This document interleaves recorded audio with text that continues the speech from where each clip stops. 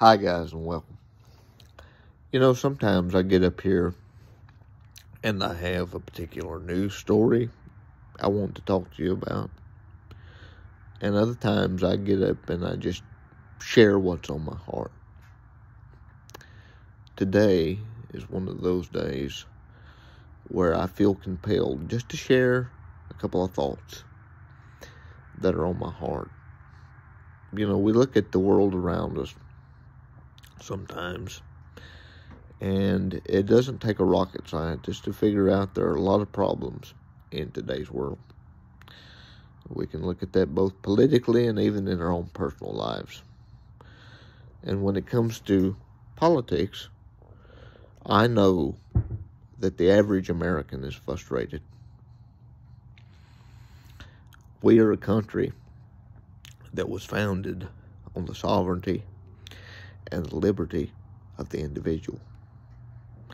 And our government does not represent that at all. It's a shame that I can count on one hand how many people in both houses in this country actually represent those values, and I believe really believe in and fight for those values. I can count them all on one hand, probably about 3, maybe 4 people.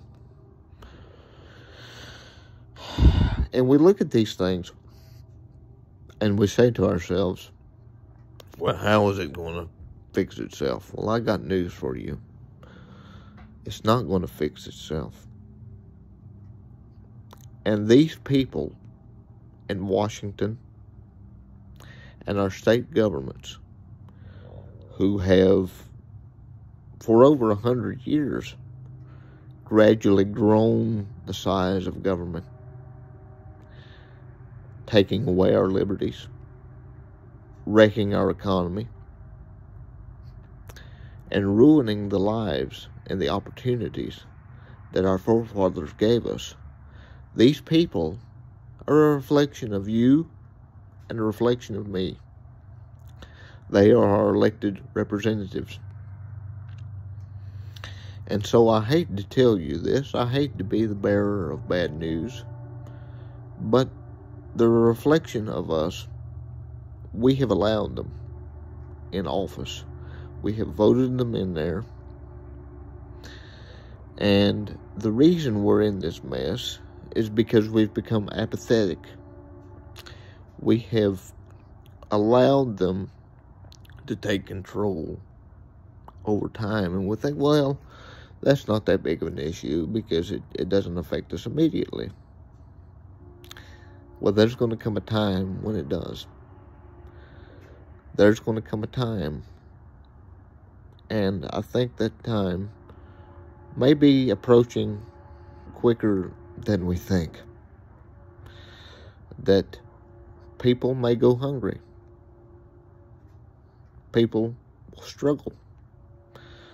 Not like now, and I know it's bad for a lot of people, but I'm talking real hunger, real dissatisfaction, and God knows what the consequences may be because of that. But I want to tell you, the only way to get out of it is to be men and women of virtue, to exercise the fruits of the Spirit: love, kindness, gentleness, patience, self-control. Those things we do not possess. It doesn't take a rocket scientist to look at our world and say society does not want anything to do with those things.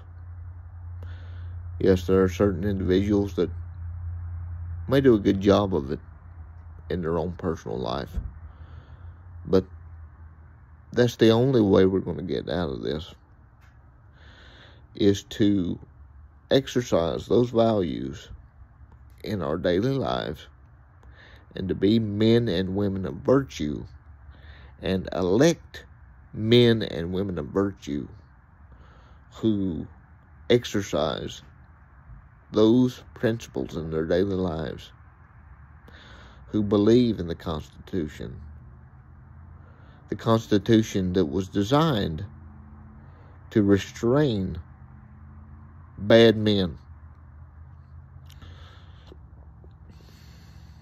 The problem herein lies with us, because we can't exercise self-control and restraint in our own lives. We vote for people who don't in theirs. Now, you may not have wanted to hear that, but it's the truth.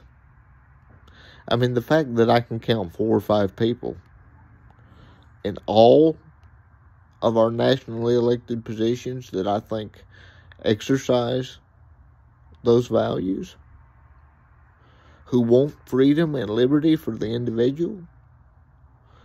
The fact that there may be 5 people max that exercise that is a shame.